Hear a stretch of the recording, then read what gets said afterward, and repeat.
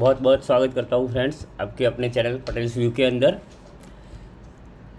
हम कल के लिए यानी 9 जून फ्राइडे के लिए निफ्टी और बैंक निफ्टी के एनालिसिस करेंगे। हमारा सबसे पहले टाइम फ्रेम रहेगा 15 मिनट।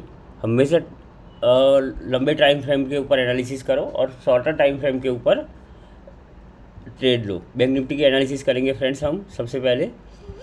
अब देखो फ्रेंड्स, आज के तो दिन क्या ही बोले कि हमने मॉर्निंग में हमें ग्रुप में दिखाता हूँ, मैं पेपर ट्रेड के लिए मैंने दिया था कि आज बे की मीटिंग थी 10 बजे के बाद। सेफ ट्रेडर को बोला था कि सेफ ट्रेड करना है तो 10 बजे के बाद ही करो। और मैंने जो थोड़ा रिस्की ट्रेडर होते हैं उनको मैंने खुद भी ट्रेड लिया था। ये वाला 44,300 का कॉल 90 के आसपास चल रहा था और उसका हमने ऑलमोस्ट 200 तक टारगेट अचीव हुआ था उसका।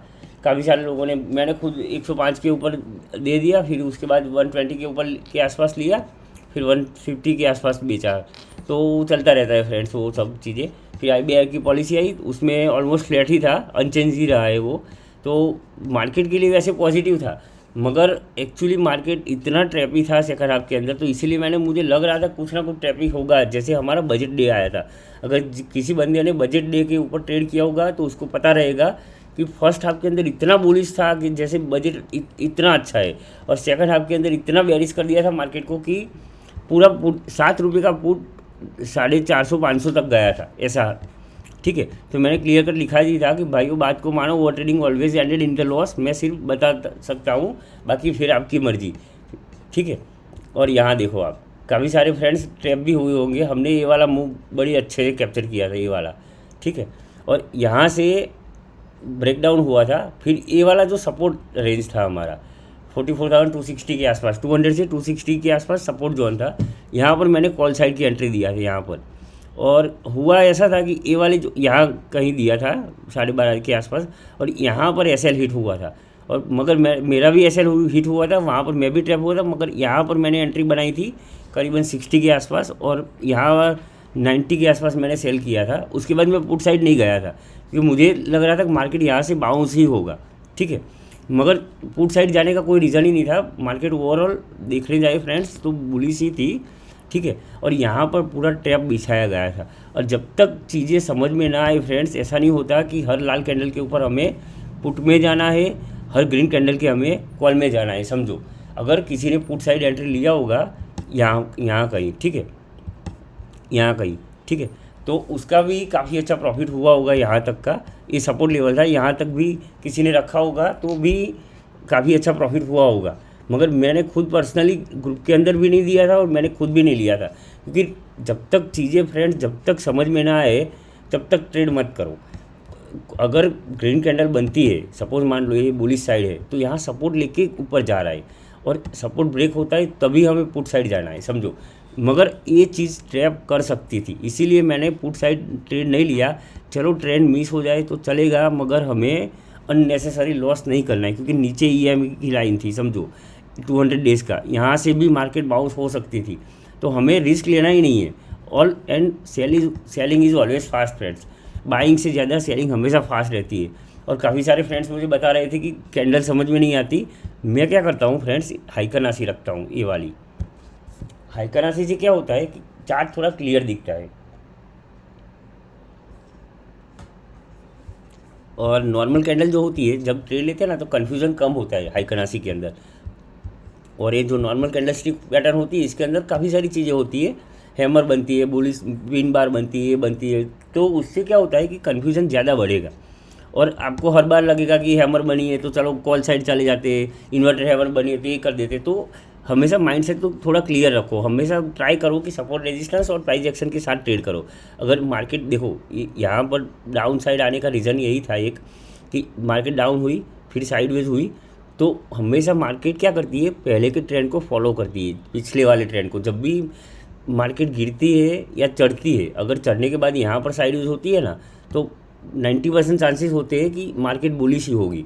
अगर मार्केट डाउन साइड आती है और साइडवेज होती है तो 90% चांसेस होते हैं बेरिश होने के। ठीक है, एज पर प्राइस एक्शन। तो मगर डाउन साइड जाने का कोई रीज़न ही नहीं था।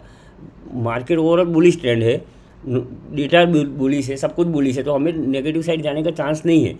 कोई भी, और जाते तो भी थोड़े बहुत पॉइंट के लिए जा सकते, इतना बड़ा गैप डाउन होती है तो फिर हम जिसने बुक किया होगा वो सही है, मगर एक्चुअली क्या होता है कि कभी कभी ट्रैप कर सकती है। चलो फ्रेंड्स, कल के लिए हम बात करते हैं बैंक निफ्टी के लिए।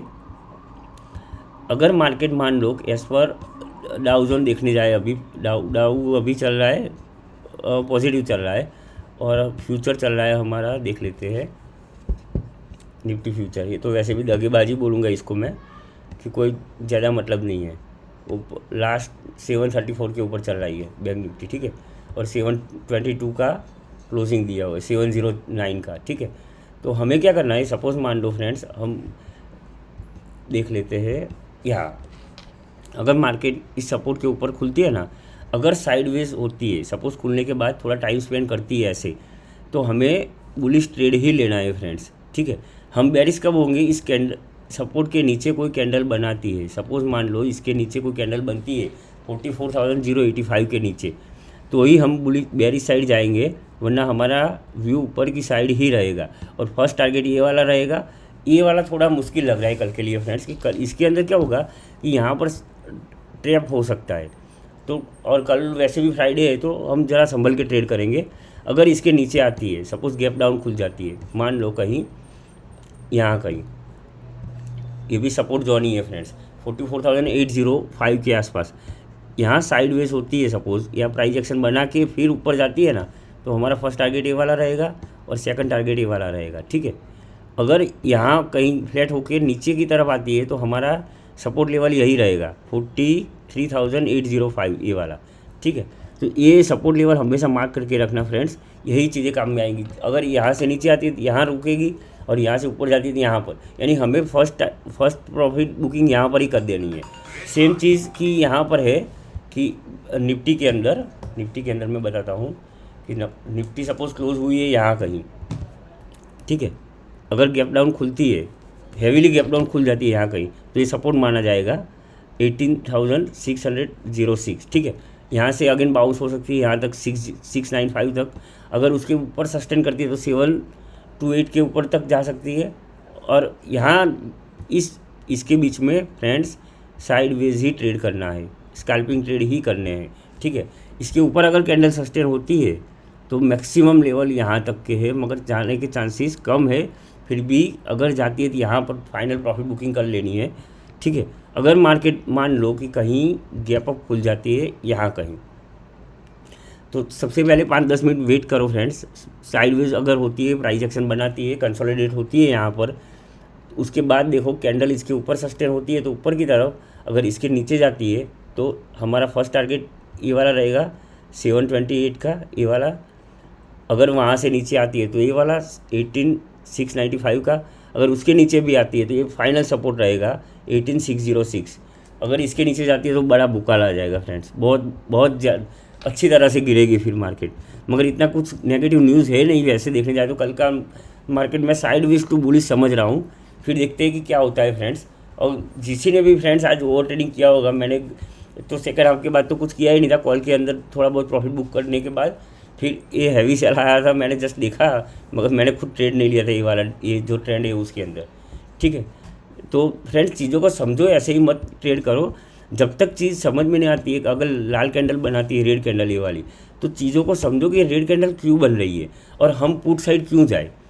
जब तक क्लियर ना हो तब तक मत करो ट्रेड, ठीक है। मेरी इतनी रिक्वेस्ट है फ्रेंड्स, अगर आपको एनालिसिस समझ में आती है तो लाइक करो, शेयर करो, और कुछ भी चीज़ होती है तो मुझे ज़रा कमेंट बॉक्स के अंदर बताओ, तो मैं उसी के ऊपर ट्राई करूँगा। और दूसरे मैं एक स्ट्रेटजी बना रहा हूँ, डेली के 30 पॉइंट के आसपास श्योर शॉट, ऑलमोस्ट 80-90% तक श्योर शॉट की स्ट्रेटजी है, तो उसके ऊपर हम काम करेंगे, वो भी मैं जल्दी ही रिवील करने वाला हूँ, ठीक है।